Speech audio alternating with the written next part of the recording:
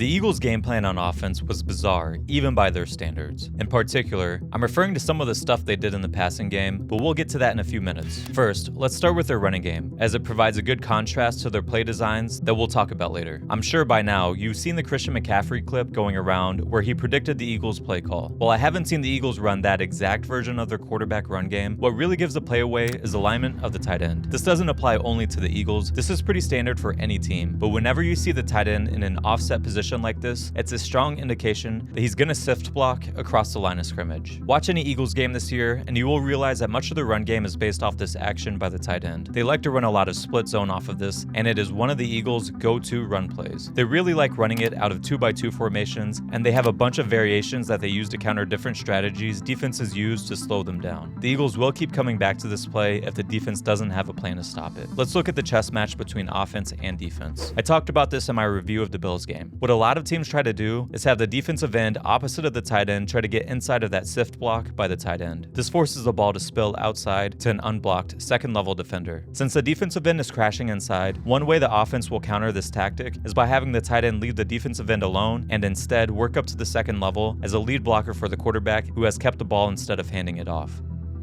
This is something that we saw a good amount last year that's mostly been missing from the offense this year. It's good to see that play again because it helps keep the defensive end honest when they do run split zone. The Eagles also showed another variation this week as well. Instead of always having the tight end flow all the way across to the defensive end, they ran a variation called split zone insert. Now the backside offensive tackle will block the defensive end and the tight end will lead up to the second level. This is a great variation to split zone as the linebackers often treat that tight end like a pulling guard. When they see that tight end coming across the formation, they fall back a gap. By having the tight end work up to the second level, the linebacker is taking himself out of the intended gap, and the tight end doesn't have to do much work to block the guy.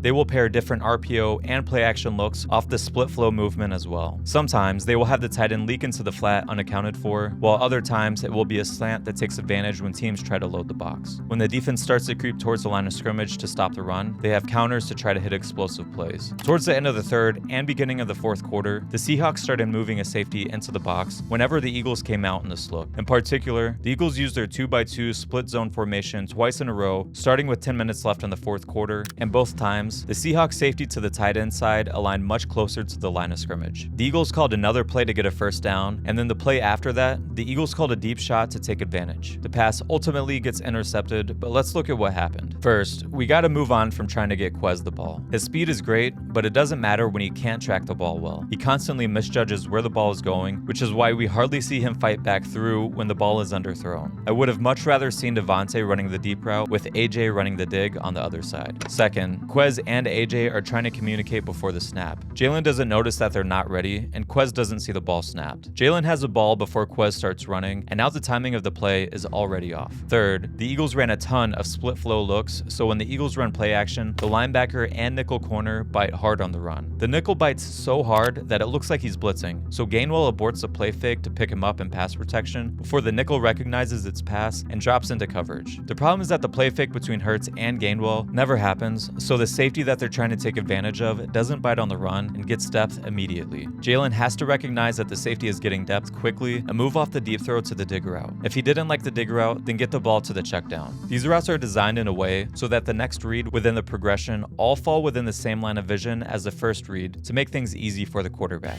Interestingly enough, this play is very similar to the one the 49ers used the week before, but unlike this week, the Seahawks just let Debo run right by them. Maybe the play would have worked if Quez was ready for the snap and Gainwell followed through on the play fake, but if the play isn't there, then Jalen can't force it. Even if he has to check the ball down, just the act of running those routes is enough to get the safeties to back off so that the Eagles have more space to run. I don't have an issue with the base play designs and the variations they show to the defense. My issue is that these looks are too predictable. For one, they don't use any motion to force the defense to adjust or think, or even just to use as eye candy to disguise they're running the same plays over and over. Really, the 49ers and Dolphins and other innovators innovative offenses around the league aren't running a million different plays. They have their base concepts that they run continually throughout the game. They just do a much better job of using personnel, formations, motions, and shifts to hide what they're trying to do. Of course, they have a few variations and special plays to throw at a defense each week, but for the most part, they just run the same plays out of different looks. The Eagles just run the same plays out of the same looks. The second issue is that the offense is too predictable based on the location of the tight end and running back. If the tight end is off the line of scrimmage and opposite of the running back, they're probably running split zone.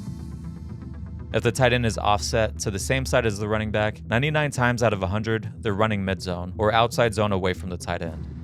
If the tight end is on the line of scrimmage and the back is to the side of the tight end, they're probably running tight zone weak with the primary goal of having the ball cut back to the tight end side. The Eagles were ultimately successful overall running the ball from their offset tight end looks, averaging 5.9 yards per carry with their running backs. But the problem is that as the game goes on, the defense sees the same patterns over and over again, and they're quicker to predict what's happening and fill gaps or be prepared to beat the blocker ahead of them. The Eagles need to have a few more change-ups just to keep the defense honest. It will help open things up. Now for the bizarre part of the game plan. I don't know if this is because Jalen was sick and missed practice, or maybe they anticipated crowd noise would be an issue and wanted to keep the game plan simple so everyone was on the same page. I'm really not sure, but the Eagles ran the same 3-man route concept on 17 of Jalen's dropbacks. Now, it wasn't the exact same concepts, but the principle was the same. They had guys run routes to occupy the curl, the flat, and an over-the-ball route that settles between the hook zones. They paired different route combinations with this 3-man concept, and they ran these plays out of a variety of different formations and personnel groupings. They even utilized a variety of different motions as they motioned on 11 of those 17 dropbacks. Jalen was 9 of 15 passing for 100 yards to go along with 2 scrambles for 11 yards when running those plays. On all other passing plays, Jalen completed 8 of 16 passes for 43 yards. The crazy part is guys were open on the majority of those 17 dropbacks. When the game was happening and in the immediate aftermath, the people in the Twitterverse were commenting how we were being methodical, taking what the defense was giving us, and even working the middle of the field more, especially compared to the previous few games. What people didn't realize as the game was happening, myself included, is that we were running the same route concepts over and over, just using a variety of different looks. And I think that gets to the heart of what Eagles fans have been asking for over the past few seasons. We don't need a completely new playbook. We just need more variety in formations, alignments, and motions to make reads easier for the quarterback, give the offensive line better blocking angles, and provide the defense with enough looks so they can't zero in on what the offense is doing. If we saw that done for the same concept over and over in the passing game, why can't it be applied to other areas of the playbook, like the static running game that we discussed in the first part of the video? To be clear, I'm not saying I agree with the game plan. It's ridiculous that they ran the same concept again and again, especially a concept that has very little chance of getting many yards after the catch. There's a time and a place to run that concept, and it's not 17 times in a game. I also don't agree with the constant need to run the ball on 3rd and medium, or to take deep shots on 3rd and long, or when the game is on the line, but that's a conversation for a different day.